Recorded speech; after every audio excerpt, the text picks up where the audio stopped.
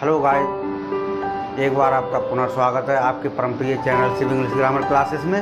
मैं आपका अवधेश सर आपका हार्दिक स्वागत करता हूं। जैसा कि आपकी रेलवे ग्रुप डी की तैयारी करा रहा हूं, आजकल टॉपिक आपका जनरल साइंस का चल रहा है। बहुत इम्पॉर्टेंट चीज़ें लेकर के मैं आ रहा हूं जिनकी सामान्य तरीके से आपको जानकारी भी होना चाहिए।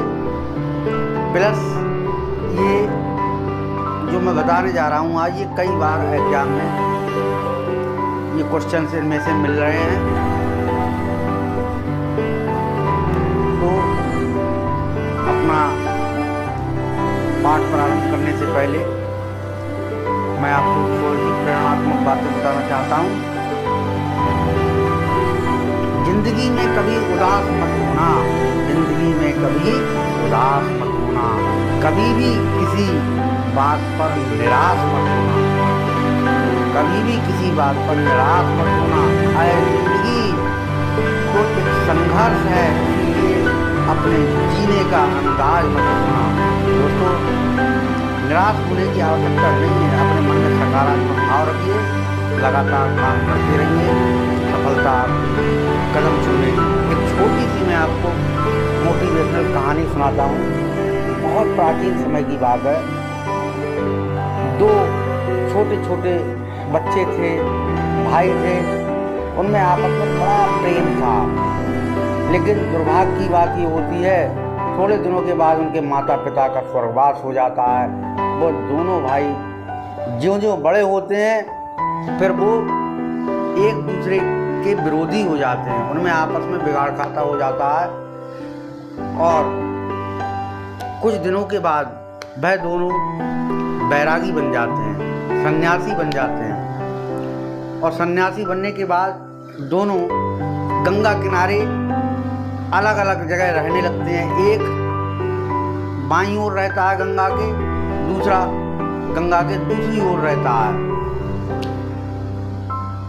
वहीं पर एक इच्छाधारी नाग भी रहता था। अब वो इच्छाधारी नाग जो है, एक दिन छोटे भाई के यहाँ पर वेश बदल करके जाता है। वह एक ब्राह्मण के रूप में जाता है। तो छोटा भाई उसका बड़ा आदर सत्कार करता है, प्रेम पूर्वक बिठालता है। फिर नागराज जो है वो प्रभावी हो जाता है, और जब प्रेम सत्कार को देख करके वह प्रतिदिन जाने लगता है। और एक दिन वो अपनी वास्तविकता को उसने बता दिया कि मैं नागराज हूँ।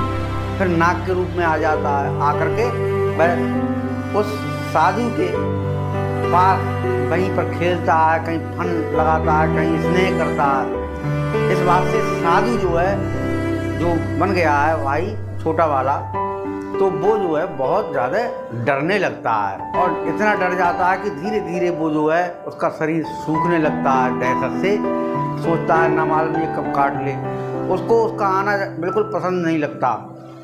फिर धीरे धीरे वो बहुत ज़्यादा कमज़ोर हो जाता है। कमज़ोर होने के बाद में बड़े भाई की नज़र पड़ती है। कहता है कि भाई क्या हो गया तुझे, इतना कमज़ोर कैसे हो रहा है, क्या बात है। तो वो बताता है कि ऐसे ऐसे एक नागराज साधु के रूप में मेरे यहाँ आए और आकर के प्रेम बढ़ाया, और मुझे डर लगने लगा। मैंने खाना पीना बंद कर दिया, इसलिए मैं सूखता जा रहा हूँ, मैं क्या करूँ। तो उन्होंने कहा ठीक है, उनके पास में जो मणि है उसको मांगना तू।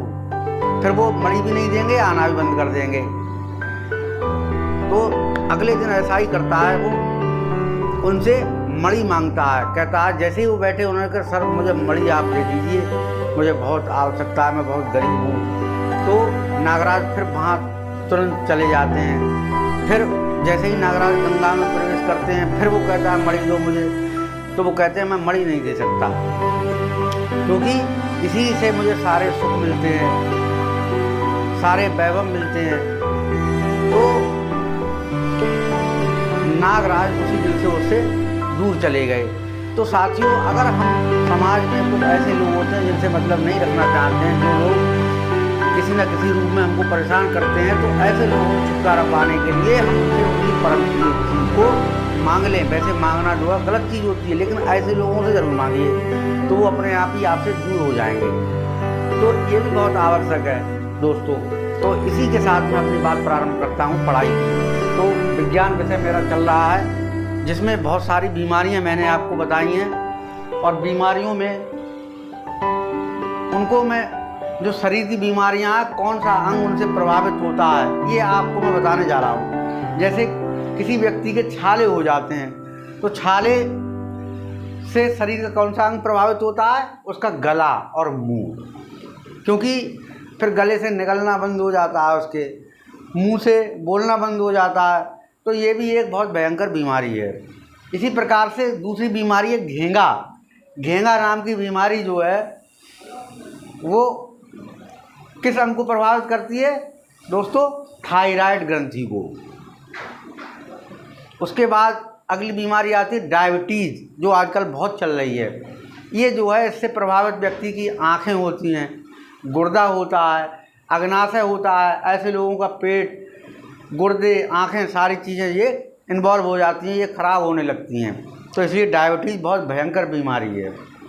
फिर इसी प्रकार से निमोनिया नामक बीमारी होती है, जो छोटे छोटे बच्चों में हो जाती है अधिकतर ठंड के कारण। तो उससे जो है कौन सा अंग प्रभावित होता है? फेफड़े। निमोनिया से फेफड़े प्रभावित होते हैं व्यक्ति के। इसी प्रकार से टाइफाइड नाम की बीमारी आती है। टाइफाइड अधिकतर बच्चों में हो जाता है, बड़ों में भी हो जाता है। तो वो टाइफाइड जो आंतों को प्रभावित करता है। तो कौन सा अंग प्रभावित होता है? आंत। ऐसे ही ये दस्त हैं, इनसे बड़ी आंत प्रभावित होती है। अतिसार हैजा है, इससे आंत का अग्रभाग, रिकेट्स, ये हड्डियों की जो है हड्डियां हमारी प्रभावित होती हैं, कमज़ोर हो जाती हैं हड्डियां, अगर रिकेट्स की बीमारी हो जाए तो ये भी ध्यान रखिएगा। पार्किंसन, ये जो है मस्तिष्क से संबंधित है। ट्रैकोमा नामक बीमारी है, वो अग्नाशय, गुर्दे, आँखों को प्रभावित करती है। तो ये इनसे प्रभावित हो रही है। उसके बाद में अगला आता है हेपेटाइटिस बी। ये जो है व्यक्ति के यकृत को प्रभावित करती है। इसी प्रकार एक्जिमा नामक बीमारी बहुत खतरनाक होती है, जो व्यक्ति की त्वचा को खराब करती है। किसी के शरीर में एक्जिमा हो जाता है तो उसकी त्वचा गलने लगती है, खराब हो जाती है। इसी प्रकार डिप्थीरिया नामक बीमारी है, ये गला, श्वास नली में इसको प्रभावित करती है। तो ये भी बहुत भयंकर बीमारी है। इसके बाद में एक पायरिया नाम की बीमारी है। ये पायरिया जो है दांतों और मसूड़ों को प्रभावित करती है दोस्तों। दाल, ये त्वचा से संबंधित बीमारी है। पीलिया, ये यकृत से संबंधित बीमारी है। कुष्ठ रोग, ये त्वचा और तंत्रिकाएँ इनसे प्रभावित होती हैं। इसके बाद में आर्थराइटिस, ये जोड़ों की सूजन की बीमारी है, जोड़ों पर सूजन हो जाती है तो आर्थराइटिस बीमारी कहलाती है। टिटनेस, ये अधिकतर लोहा वोहा लगने से हो जाती है। इससे तंत्रिका तंत्र और मांसपेशियाँ ये बहुत प्रभावी होती हैं, जिसके कारण एकदम तंत्रिका तंत्र सूजन हो जाती है, सूज जाती है और मतलब आदमी मौत के मुंह में चला जाता है। हैजा नामक बीमारी है, ये आंतों के लिए और आहार नली दोनों के लिए बहुत नुकसानदायक होती है दोस्तों। तो ये बीमारियां हमारी जो हैं शरीर की जो हैं किसी न किसी अंग को प्रभावित करती हैं। इसके बारे में हमको बहुत जानकारी सामान्य तरीके से ज़रूर होना चाहिए। किसी न किसी रूप में इसमें से एक आध प्रश्न ज़रूर मिलता है।